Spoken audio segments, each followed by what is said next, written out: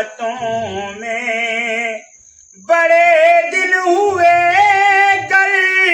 سجاتے سجاتے میرے آقا وہ کہ مدت ہوئی ہے یہ مانا کہ ایک دن آنی قضا ہے مگر دوستو تم سے یہ التجا ہے میرا یہ ہے ایمان یہ میرا یقین ہے مگر دوستو تم سے یہ التجا ہے کہ شہر محمد کی ہر ایک گلی سے جنازہ اٹھانا گماتے گماتے میرے آقا وہ کہ مدت ہوئی ہے بڑے دن ہوئے گر سجاتے سجاتے میرے آقا وہ کہ مدت ہوئی ہے قیامت کا منظر بڑا پرخطر ہے مگر مصطفیٰ کا جو دیوانہ ہوگا قیامت کا منظر بڑا پرخطر ہے مگر مصطفیٰ کا جو دیوانہ ہوگا وہ پل سے گزر جائے گا نعرہ نبی کا لگاتے لگاتے میرے آقا وہ کہ مدت ہوئی ہے تیری راہ میں اکھیاں بچھاتے بچھاتے تیری حسرتوں میں تیری چاہتوں میں بڑے دن ہوئے گر سجاتے سجاتے میرے آقا وہ کہ مدت ہوئی ہے یہ دل جب سے عشق نبی میں پڑا ہے نہ دن کی خبر ہے نہ شب کا پتہ ہے یہ دل جب سے عشق نبی میں پڑا ہے نہ دن کی خبر ہے نہ شب کا پتہ ہے کہ اب تو سیرت بھی اب سے وہ کم ہو گئی ہے تیرے غم میں آنسو بہاتے بہاتے میرے آقا وہ کہ مدت ہوئی ہے تیری راہ میں اکھیاں بچھاتے بچھاتے تیری حسرتوں میں تیری چاہتوں میں بڑے دن ہوئے گر سجاتے سجاتے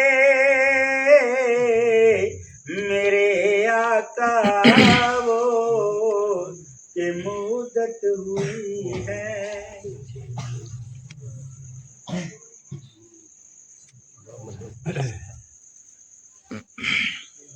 بے حق لاکھوں کروڑوں درود و سلام کا نذرانہ کریم آقا لجپال آقا مدنی منشار آقا منیر کائنات منور کائنات جانے کائنات بہار کائنات وجہ کائنات آقا دو جہاں حضرت محمد مصطفیٰ صلی اللہ علیہ وسلم کی ذات اقدس پر الصلاۃ والسلام علیک یا سیدی یا رسول اللہ وعلی آلک و صحابک یا سیدی یا حبیب اللہ الصلاۃ والسلام علیک یا جد الحسن والحسین الصلاۃ والسلام علیک یا خاتم النبیین۔ میرے دوستوں، جو بھی ہماری زبان سے جو لفظ بیان ہوئے ہیں کہ یہ وہ ذکر ہے کہ جس میں لا شریک بھی شریک ہوتا ہے، جو نہ سوتا ہے، نہ کھاتا ہے، نہ پیتا ہے، نہ جاگتا ہے، کوئی دنیا جہان کا کام نہیں کرتا، لیکن یہ واحد عمل ہے کہ جس میں رب العزت کی ذات خود شریک ہو کے پڑھتی ہے، اور وہ کیا پڑھتی ہے؟ الصلاۃ والسلام علیک یا سیدی یا رسول اللہ۔ میرے دوستوں، آپ تو عاشقوں کے شہر میں رہنے والے ہو، فیصل آباد کا ایک عاشقان رسول صلی اللہ علیہ وسلم ایک بہت بڑا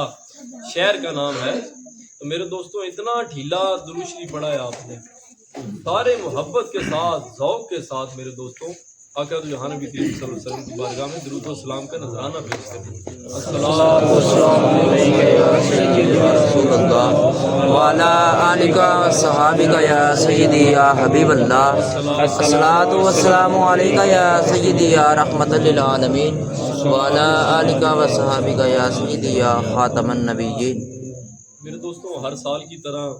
یہ پروگرام تو ویسے ربیع الاول شریف کے مہینے میں ہوتے ہیں، لیکن ربیع الاول شریف کے مہینے میں بڑی انتہا کی مصروفیت رہی کہ جس کی وجہ سے حاضر نہیں ہو سکے۔ شاہ صاحب سے بھی بارہا مرتبہ رابطہ ہوا، اور بھی جتنے پیر بھائی ہیں رابطہ کرتے رہے، لیکن یہ جو سالانہ پروگرام آقا جہاں نبی کریم صلی اللہ علیہ وسلم کی میلاد مصطفیٰ کے حوالے سے اور اپنے سائیں کی آمد کے حوالے سے، تو میرے دوستوں ہماری خوش قسمتی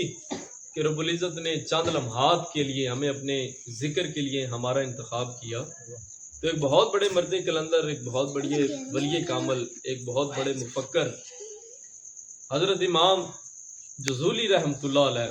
ایک بہت بڑے ولی کامل ہو گزرے ہیں۔ تو حضور ایک دفعہ سفر پہ جا رہے تھے، تو حضور کو وضو کی حاجت ہوئی۔ تو آج تو گھروں میں سہولت ہے، موٹریں لگی ہوئی ہیں، نلکے لگے ہوئے ہیں،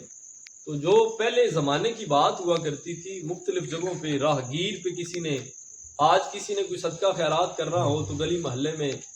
نلکا لگا دیتے ہیں۔ تو ان وقتوں میں کسی نے اگر کوئی صدقہ خیرات کرنی ہوتی تھی، کوئی پانی کی سبیل لگانی ہوتی تھی، اس حوالے سے، اس نیت سے، تو وہ اپنے والدین کے نام کا کنواں نکلوا دیتے تھے تاکہ راہگیر یہاں سے گزریں گے، پانی پئیں گے، اور اس کا ثواب ہمارے والدین کی میت کو، روح کو پہنچے گا۔ تو اسی طرح ہی حضور امام جزولی رحمۃ اللہ علیہ جب حضور کو وضو کی حاجت ہوئی نا، تو آپ سرکار سفر پہ تھے، تو حضور کے قریب کوئی بھی کنواں حضور کو میسر نہ تھا کہ حضور اپنا وضو فرما لیتے، لیکن چلتے چلتے حضور کے راستے میں نہ ایک کنواں آیا، تو حضور کو بڑی خوشی محسوس ہوئی۔ حضور جب اس کنویں کے پاس پہنچے، تو کنویں کے پاس جب پہنچے تو سرکار نے اس کنویں کے اندر دیکھا تو پانی موجود تھا، لیکن پانی اتنا نیچے زمین کے ساتھ لگ چکا تھا، اتنا خشک ہو چکا تھا کہ حضور کے پاس کوئی بھی متبادل حل نہیں تھا، کوئی بھی ایسا برتن، کوئی بھی ایسا اوزار نہیں تھا کہ حضور رسی کے ذریعے ڈال کے پانی باہر نکال کے وضو فرما سکیں۔ لیکن حضور جب کنویں کے پاس کھڑے ہو کے بڑے نا امید ہو گئے، مایوس ہو گئے، پریشان ہو گئے کہ میں اب یہ پانی کس طرح نکالوں اور وضو کروں۔ لیکن اس کنویں کے سامنے ایک گھر تھا، اس گھر کی کھڑکی کے اندر سے ایک چھوٹی سی بچی نا حضور کو دیکھ رہی تھی کہ سرکار بڑے پریشان کھڑے ہیں، امام جزولی رحمۃ اللہ علیہ بڑے پریشان کھڑے ہیں۔ وہ بچی دوڑتی ہوئی اپنے گھر سے باہر نکلی اور کنویں کے پاس آ کے کھڑی ہو کے نا اس نے جو عمل کیا، وہ عمل میں بھی جب مطالعہ کر رہا تھا، وہ بات سن کے مجھے بھی بڑی حیرانگی ہوئی کہ اس بچی نے کون سا عمل کیا۔ لیکن حیرانگی کے ساتھ ساتھ جب اس بات کو، مطالعے کو تھوڑا آگے لے کے چلا، تو آگے جا کے دیکھا کہ وہ جتنا ایمان فروز وہ واقعہ تھا، وہ مطالعہ تھا، اس کو کر کے روح تازہ ہو جاتی ہے۔ اس واقعے کے اندر انسان کی روحانیت، انسان کی محبت، انسان کی لگن آقا دو جہان نبی کریم صلی اللہ علیہ وسلم کے ساتھ اور مضبوط ہو جاتی ہے۔ تو وہ واقعہ کہ جب وہ بچی اپنے گھر سے باہر آئی تو اس بچی نے آتے سار اس کنویں کے اندر تھوک پھینک دی۔ حیرانگی کی بات ہے، اس بچی نے کنویں کے اندر جب تھوک پھینکی تو دیکھتے ہی دیکھتے جو پانی زمین کے ساتھ کنویں کا لگا ہوا وہ اوپر کے کنارے کے ساتھ لگنا شروع ہو گیا۔ زور سے بولے بھائی سبحان اللہ۔ کہ اس بچی کی تھوک میں اتنی اللہ رب العزت نے طاقت عطا فرمائی کہ اس بچی نے اپنا تھوک مبارک اس کے اندر پھینکا کنویں کے اندر تو زمین کے ساتھ لگا ہوا پانی بھی کنارے کے ساتھ لگنا شروع ہو گیا۔ تو امام جزولی رحمۃ اللہ علیہ جو ایک بہت بڑے ولی کامل تھے، جب اس بچی نے یہ عمل کیا تو بڑے حیران ہو گئے۔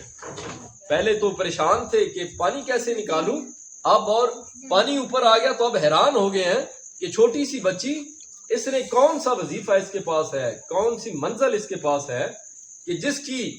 طاقت کا صدقہ، جس کی پاور کا صدقہ رب العزت نے اس کی تھوک کے اندر اتنی طاقت عطا فرما دی ہے کہ جو پانی زمین کے ساتھ لگا تھا وہ پانی نیچے سے اوپر کے کنارے تک پہنچ گیا ہے۔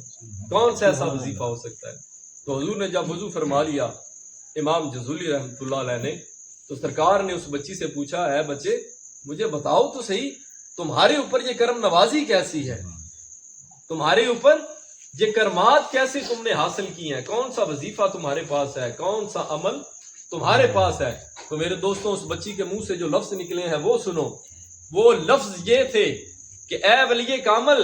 کہ میں ہر وقت آقا دو جہان نبی کریم صلی اللہ علیہ وسلم کی بارگاہ میں درود و سلام کا نذرانہ پیش کرتی ہوں، درود پاک کی برکت کا صدقہ رب العزت نے میری تھوک میں اتنی طاقت عطا فرمائی ہے کہ زمین کے ساتھ لگا ہوا پانی کنویں کے کنارے تک پہنچ گیا۔ نعرہ تکبیر، نعرہ رسالت، یا رسول اللہ، کل ایمان، نعرہ حیدری، حیدری، حیدری۔ تو میرے دوستوں یہ ایک بہت بڑی بات ہے، بہت بڑی کرامت ہے کہ درود پاک اس میں محمد مصطفیٰ صلی اللہ علیہ وسلم کے توسل سے رب العزت نے اس زبان کے اندر کتنی تاثیر رکھی ہوگی۔ یہ تھوک جسے ہم پھینک دیں تو جس میں بہت سارے جراثیم پیدا ہونے شروع ہو جاتے ہیں، لیکن میرے دوستوں جب اس تھوک کے اندر ہر زبان ہر وقت جب تر رہے گی، نام محمد کے ساتھ تر رہے گی، تو میرے دوستوں یہ تھوک میں پھر جراثیم نہیں ہوں گے، اس تھوک میں بھی پھر شفا پیدا ہو جائے۔ میرے دوستوں یہ نسبت کے کمال ہیں کہ جنہوں نے بھی صدق یقین کے ساتھ، اور میرے دوستوں یہ تو وہ وظیفہ ہے کہ آپ نمازیں پڑھ لیں، روزے رکھ لیں، حج ادا کر لیں، زکاتیں دے لیں، جتنے بھی نیک عمل ہیں سب ادا کر لیں، لیکن کوئی بھی شخص، کوئی بھی پیر بھائی، کوئی بھی اہل علاقہ، اہل پنڈ میں سے یہ نہیں کہہ سکتا کہ ہاں میری نماز قبول ہو گئی ہے، میرا حج قبول ہو گیا ہے، میرے صدقہ خیرات، میرے روزے قبول ہو گئے ہیں، لیکن میرے دوستوں آقا دو جہان نبی کریم صلی اللہ علیہ وسلم کی بارگاہ سے قربان جاؤں کہ سرکار فرماتے ہیں کہ میرا کوئی بھی دیوانہ، کوئی بھی مستانہ جس حال پہ بھی میں محمد عربی پہ درود و سلام پیش کرے گا، میں اس کا ہر حال میں درود و سلام قبول کروں گا۔ تو میرے دوستوں یہ بہت بڑا عمل، بہت بڑا وظیفہ ہے۔ تو میرے دوستوں اسی کے ساتھ کیا کہہ دو جہاں نبی کریم صلی اللہ علیہ وسلم کی ذات اقدس حضور جب مدینہ شریف کی دھرتی پہ آپ کے مبارک قدم پڑے تو یثرب سے مدینہ ہو گیا، تو حضور عرب کی روایات ہے، عرب کی آج بھی روایات ہے کہ وہاں پہ لوگ قبیلوں میں رہتے ہیں، اپنے اپنے قبائل میں رہتے ہیں۔ تو جب آقا جہاں نبی کریم صلی اللہ علیہ وسلم اپنے علاقے کی سیر کرنے کے لیے حضور صبح صبح علاقے سے باہر گئے تو ایک قبیلہ بیٹھا ہوا تھا، تو حضور سیر کرتے کرتے جب اس قبیلے کے پاس پہنچے نا تو سرکار کیا دیکھتے ہیں کہ حضور کی آنکھ مبارک سے نا ایک اونٹ گزرتا ہے، اونٹ گزرتا ہے، تو حضور کو وہ اونٹ اتنا خوبصورت لگتا ہے، اتنا پیارا لگتا ہے کہ سرکار کا دل کیا کہ اس کو میں ابھی کے ابھی خرید لوں۔ زور سے بولے بھائی سبحان اللہ۔ سبحان اللہ سے یہ پتہ چل جائے گا کہ آپ کی توجہ ہے اس طرف۔ یہ بڑی مختصر سی محفل ہے اور یہ فقیرانہ محفل ہے، کہ سرکار کی بارگاہ سے آئے ہو تو اپنے خالی کشکول کو عشق مصطفیٰ سے بھر کے لے کے جاؤ. یہی اصل مقصد ہے اور کوئی مقصد نہیں. تو میرے دوستوں جب آقا دو جہان نبی کریم صلی اللہ علیہ وسلم اس قبیلے کے پاس سے گزرے تو سرکار نے قبیلے والوں سے پوچھا کہ اے قبیلے والوں کہ یہ اونٹ کس کا ہے؟ قبیلے والوں نے کہا کہ کیونکہ وہ قبیلے والے حضور کی شان سے نامعلوم تھے، حضور کی شان مبارک کو، ذات اقدس کو نہیں جانتے تھے کہ یہ سونا کس شان کا مالک ہے. تو آپ نے ان سے گفتگو فرمائی کہ کیا تم یہ اونٹ فروخت کرو گے؟ تو انہوں نے کہا ہاں جی ہم یہ فروخت کریں گے. تو سرکار نے کہا ٹھیک ہے بھائی میرے ساتھ کوئی قیمت تعین کریں، ریال ہوں گے، دینار ہوں گے، سکے ہوں گے، اس وقت کا جو بھی نظام ہوگا خرید و فروخت کا، لین دین کا. سرکار ان کے ساتھ قیمت بھی تعین کرتے رہے اور ساتھ ان کے ساتھ پیار بھری مسکراہٹ بھری باتیں بھی کرتے رہے، اپنا اخلاق زن بھی پیش کرتے رہے. ان کے ساتھ گفت و شنید ہوئی، گفتگو ہوئی، بات ہوئی، ان کے ساتھ رقم کا تعین ہو گیا. تو سرکار نے ان کو کہا کہ ہم گھر سے یہ نیت تو نہیں کر کے آئے تھے کہ ہم آج اونٹ خریدنے جا رہے ہیں، لیکن یہ ہمیں اونٹ پیارے ہی اتنے لگا ہے کہ ہمارا دل کیا کہ ہم اس کو خرید کے اپنے ساتھ لے کے چلیں، اپنا ہم سفر بنا لیں. تو جب سرکار نے وہ مہار پکڑی اونٹ کی، مہار پکڑ کے حضور جب اپنے آستانے کی طرف، اپنے دربار کی طرف چلنے لگے تو وہ جو قبیلے والے تھے نا وہ غیر مسلم تھے، ان میں کلمہ گو نہیں تھے. تو جب وہ 3 شخص کھڑے تھے قبیلے والے، جو جب حضور ان سے مہار پکڑ کے حضور چلنے لگے نا، چلتے چلتے چلتے چلتے ان کی نگاہوں سے حضور دور چلے گئے، لیکن وہ ہکا پھکا پریشان کھڑے اس عالم میں کہ یار یہ جو اجنبی شخص ہمارے پاس آیا تھا، یار ان کو جانتے ہو کہ یہ کون ہے، کس قبیلے سے تعلق ہے، کس شہر سے تعلق ہے. یہ تو ہم سے اتنا قیمتی اونٹ لے کے چلے گئے ہیں، روپیہ بھی ایک نہیں دیا، تو یہ باتوں میں جادو کرتے کرتے یہ ہم سے اونٹ ہی لے کے چلے گئے ہیں. کیونکہ استغفر اللہ کہ اس وقت کے، اس زمانے کے لوگ سرکار کے حسن کا جلوہ اتنا تھا، حضور کے اخلاق کا جلوہ اتنا تھا، لیکن وہ لوگ اپنے الفاظ میں کہا کرتے تھے کہ یہ بہت بڑا جادوگر ہے کہ جو بندہ اس کے پاس سے بھی گزر جاتا ہے نا وہ اسی کے ہی ہو کے رہ جاتا ہے. لیکن حضور سے المختصر ان کی گفتگو ہوئی تو ان سے ان کے سردار نے کہا اپنے ایک قبیلے کے بندے کو جو سرکار سے گفتگو کرتے رہے کہ یار تم جانتے ہو کہ یہ کون ہے؟ کہا میں جانتا تو نہیں، لیکن جب وہ مسکراتے تھے نا ایسے لگتا تھا ساری فضا میں بہار آ گئی ہو، ساری فضا میں بہار آ گئی ہو. لاجواب ہو گیا، اس کے علاوہ کوئی جواب نہ مل سکا. تو دوسرے سے پوچھا اس نے کہ یار تم تو جانتے ہو کہ یہ کس قبیلے سے تعلق رکھنے والے ہیں؟ تو کہا یار جب وہ مسکرا رہے تھے نا میں تو ان کے دانت مبارک دیکھتا ہی دیکھتا رہ گیا کہ کتنے حسین دانت ہیں اس شخص کے، اس نور والے کے کتنے حسین دانت ہیں. تو جب تیسرے کی باری آئی کہ یار تم جانتے ہو کہ یہ کون تھے؟ تو کہا یار میں جانتا نہیں، لیکن جب فضا گزرتی تھی تو حضور کے پیچو ہم جو زلفیں لہراتی تھی نا میں تو وہی دیکھتے دیکھتے حیران رہ گیا کہ زلفوں میں کون سا جادو ہے کہ جب وہ ہلتی ہیں ایسے لگتا ہے جیسے ہر سما ہی ٹھہر گیا ہو. تو اتنے میں یہ ساری باتیں سنتے سنتے شک و شبات میں پڑ گئے کہ وہ تو اپنے حسن کا جادو دکھا کے اونٹ ہم سے لے کے چلا گیا، پیسے بھی کو نہیں دیے، ریال بھی کو نہیں دیے، چلے گئے. ان قبیلے والوں کی باتیں سنتے سنتے نا ایک قبیلے والوں کی ایک عورت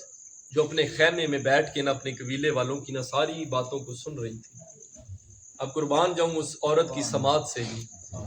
کہ جب وہ قبیلے والے شک و شبات کی باتیں کر رہے تھے نا تو وہ قبیلے والی عورت اپنے خیمے سے باہر نکل کے آئی اور اپنے قبیلے والوں کو کہنے لگے کہ اے میرے قبیلے والوں، میرے سنگی، میرے ساتھی، میرے خاندان والوں، میں بھی نہیں جانتی کہ وہ اجنبی کون تھا، لیکن جب وہ آپ سے باتیں کر رہی تھی نا، کر رہا تھا،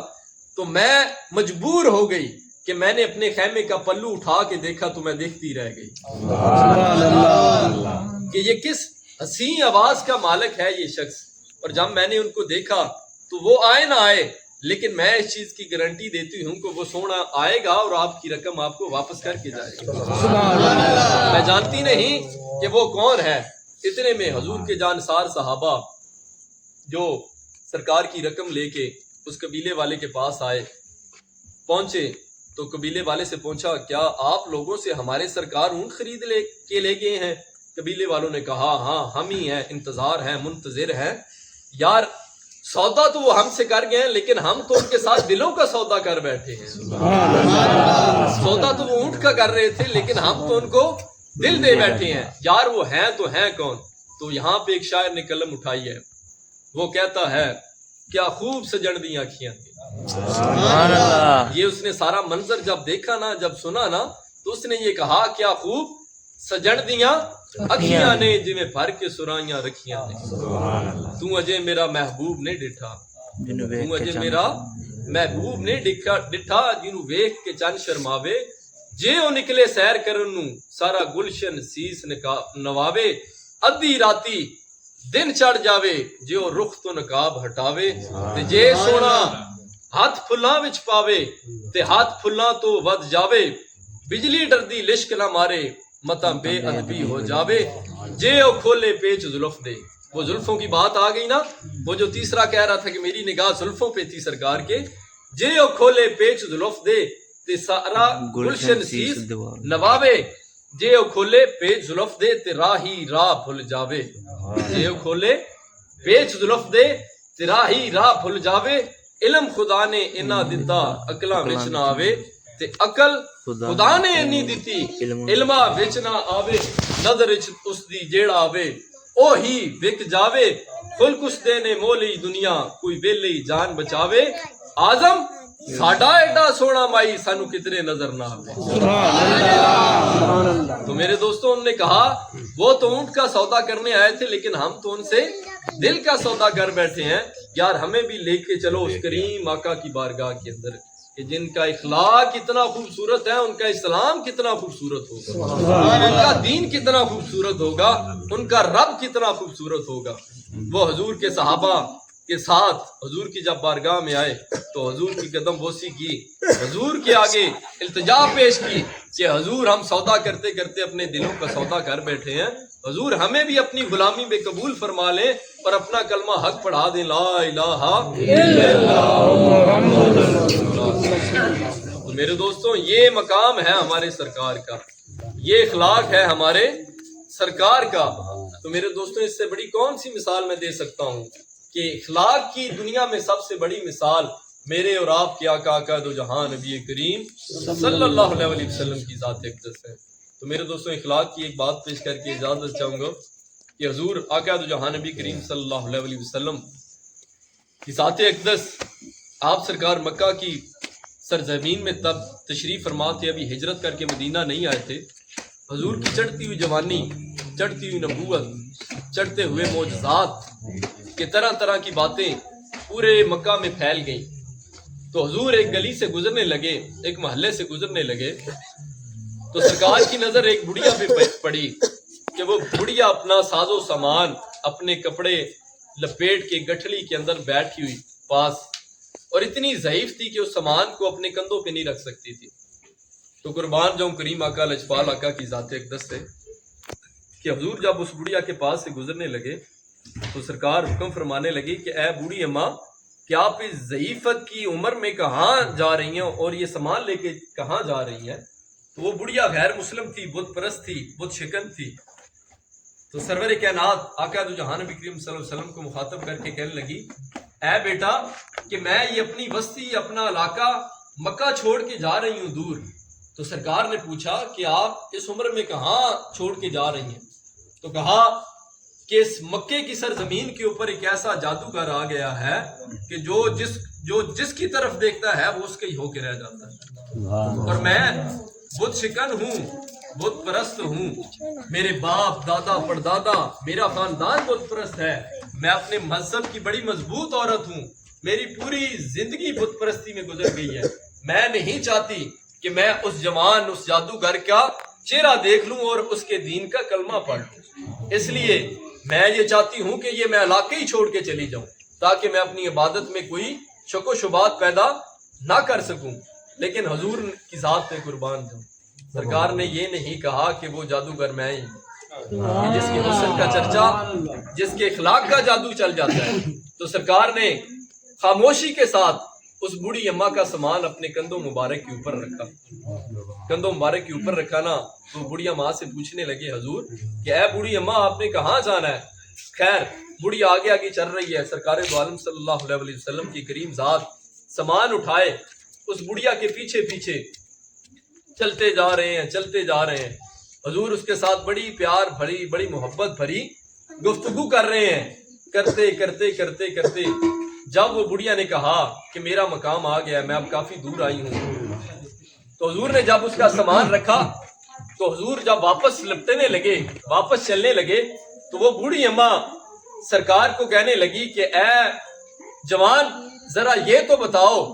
कि मैं तुम हो कौन, ताकि मैं यहाँ पे रहने वाले लोगों को बता सकूं कि वो जो जादूगर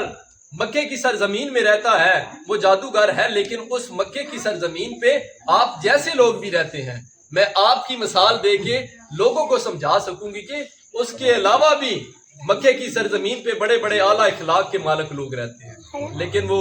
माँ जी क्या जानते थे ये किससे गुफ्तगू कर रहे हैं। तो मेरे दोस्तों, जब सरकार ने सामान रखा, सरकार वापस जाने लगे ना, तो उस बुढ़िया ने ये सवाल किया था, आप बता के तो जाएं कि आप कौन हैं। तो मेरे दोस्तों, सरकार ने कहा, मैं वही जादूगर हूँ जिसके जादू के डर के मारे तुम मक्का छोड़ के यहाँ पे आ गए। वो बुढ़िया कहने लगी, ये बात है तो आपके इखलाक का जादू मुझ पे भी चल गया है, मुझे भी कलमा हक पढ़ा दे, ला इलाहा इल्लल्लाह मुहम्मद रसूलुल्लाह। तो मेरे दोस्तों, ये है हमारे सरकार का हुस्न ज़न, हमारे सरकार का इखलाक। तो मेरे दोस्तों, ये जो नौजवान बुजुर्ग सब बैठे हैं मेरे दोस्तों, जिस भी उम्र से तल्लक रखने वाले हैं, जिस भी कबीले से तल्लक रखने वाले हैं, ये दीन इस्लाम फैला है मेरे दोस्तों, हुस्न इखलाक की बदौलत फैला है। आज बहुत सारे वलिये कामल कुतुब बनी हैं सरकार के इखलाक से। अगर तलवार उठी है तो मेरे दोस्तों, जब इस्लाम को हिफाजत की जरूरत पड़ी है तो तब तलवार उठी है, वगरना इस्लाम फैला है तो हुजूर के इखलाक की वजह से इस्लाम फैला। तो मेरे दोस्तों, आज हमें भी चाहिए कि हम अपने आका जहां नबी करीम सल्लल्लाहु अलैहि वसल्लम की सीरत पे अमल करें, आपके अहकामात पे अमल करें और अपनी जिंदगियों को खूबसूरत बना लें। किसके तवस्सल से? आका जहां नबी करीम सल्लल्लाहु अलैहि वसल्लम की निस्बत से और तवस्सल से। तो मेरे दोस्तों, जब हम नेक अमल करेंगे तो हमारे सरकार भी रोजे महशर खुश होंगे कि ये देखो मेरा गुलाम आया। इससे बड़ी बात क्या हो सकती है मेरे दोस्तों। तो आज नमाज, रोजा, हज, ज़कात सारे अहकामात ही बड़ा मकाम है इन इबादत का, लेकिन इन सब इबादत से बढ़ के अगर मकाम है तो वो हुस्न इखलाक का मकाम है। क्यों? वली कामल की बारगाह में कोई भी आया, शिया, सुन्नी, वहाबी, असाई, काफर, कोई भी किसी भी मजहब से तल्लुक रखने वाला आया है, तो वली कामल ने उसकी बारगाह में क्या पेश किया? वो इखलाक ही पेश किया है कि जिसकी वजह से काफरों ने भी हमारे नबी करीम सल्लल्लाहु अलैहि वसल्लम का कलमा हक पढ़ लिया। हजरत हादी नौशाह गंज बख्श सरकार रहमतुल्लाह अलैह ने 2 लाख गैर मुस्लिमों को मुसलमान किया। 2 लाख गैर मुस्लिमों को मुसलमान किया है। किसके जरिए? अपने इखलाक के जरिए, करामात के जरिए, तबलीग के जरिए। मेरे दोस्तों, हजरत नौशाह गंज सरकार ने कौन सी तोपें चलाई थी? सरकार ने कौन सी जंगें लड़ी थी? सरकार ने कौन से तलवारें उठाई थी? वो तलवार सिर्फ और सिर्फ हुस्न इखलाक की तलवार थी हजूर के पास। तो मेरे दोस्तों, आज हमारे इखलाक, हमारे पास इखलाक की दौलत से महरूम है हम लोग। क्यों? हमारे पास अगर छोटा गुजर रहा है, तू और आप में मेरे दोस्तों बड़ा फर्क होता है। ये लफ्ज बड़ों के लिए भी यही इस्तेमाल करें और छोटों के लिए भी मेरे दोस्तों यही इस्तेमाल करें। ये इखलाक जब छोटों के साथ पेश करेंगे ना, तो बड़े हो के मेरे दोस्तों उसको बताने की ज़रूरत नहीं पड़ेगी।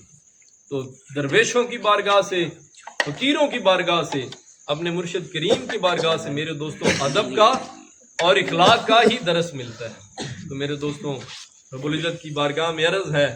रब्बुल इज़्ज़त हम सबको आका दो जहां नबी करीम सल्लल्लाहु अलैहि वसल्लम की सीरत पे, नक्शे कदम पे अमल करने की तौफीक अता फरमाए। अमालना इल्लल बलाग। नबी सलाम अलैका या रसूल सलाम अलैका या हबीब सलाम अलैका صلوات اللہ رحمتوں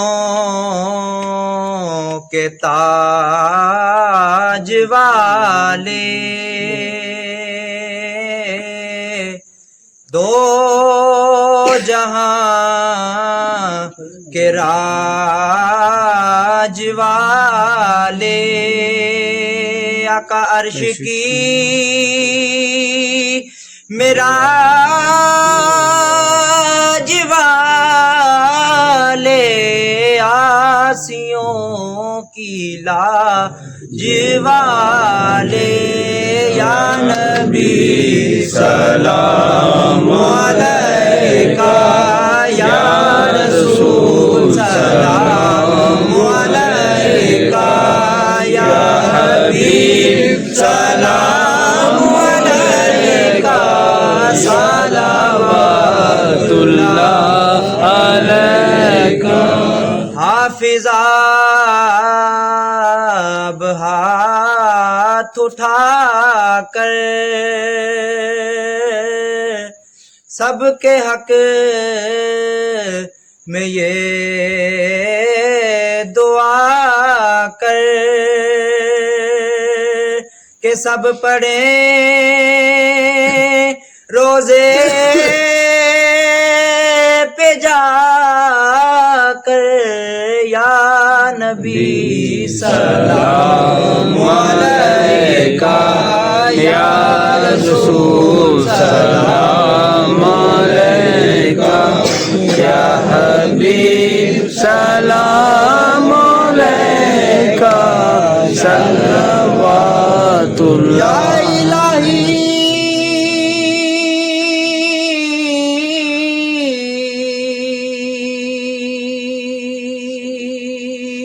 صدقہ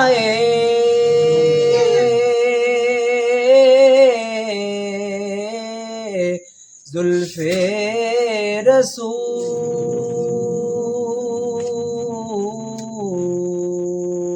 اور یہ سلام عاجزانہ ہو قبول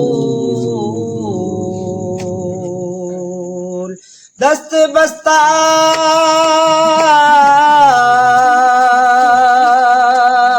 ہے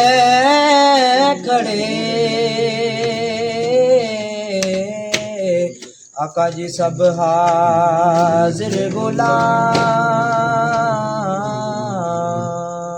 اور پیش کرتے ہیں غلام